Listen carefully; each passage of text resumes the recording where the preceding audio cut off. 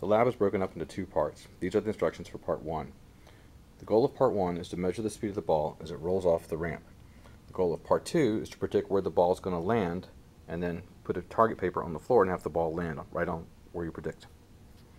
So for part 1, these are the materials. I've got a paper bag, it's double bagged, and it's taped to the bottom of the ramp. The purpose of this is that when you roll the ball down the ramp in part 1, the ball never leaves the table. That's important. You lose points if the ball leaves the table. So the ball rolls down into the bag every single time. For this part, you'll have a reference stick, which will go in the back. You'll have a ramp. The ramp has one side that's slotted, one side that's not. So you put the slotted side right on the end of the track, slide it back. And then I've got a piece of tape that's put on here. I'm using fluorescent tape instead of masking tape so you can see it in the video. But I put a piece of masking tape here. It connects right to the track. You can see it rolls down into the bag.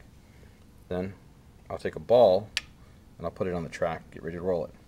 I need to make sure the track is level, so I'll use this little bullet level to figure out if the track is level. To show you how that works, I'll take a piece of paper and stick it underneath the bullet level. There's the paper and the level. Now if I look overhead, I can see the bubble's a little on the high side, a little on the left. That means that this side of the track, the left side of the track, is higher than the right side. So I need to put some paper in the back to lift up the back. If I look at the other bubble, top and bottom, I can see that the bottom side, the side towards me, the bubble's closer to that end, so that means that this side is higher than that side. So I'm going to put some paper on the far side to raise it up until everything's level.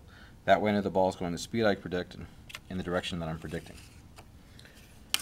Once that is all set up, what I'll do is I'll set up my high-speed camera, aim it at my spot, move my standard stick close to the end, and I'm making the assumption here that the acceleration of the ball is 0 along this, so it'll move at a constant speed, but I'll put it close to the end anyways just to get a good reading.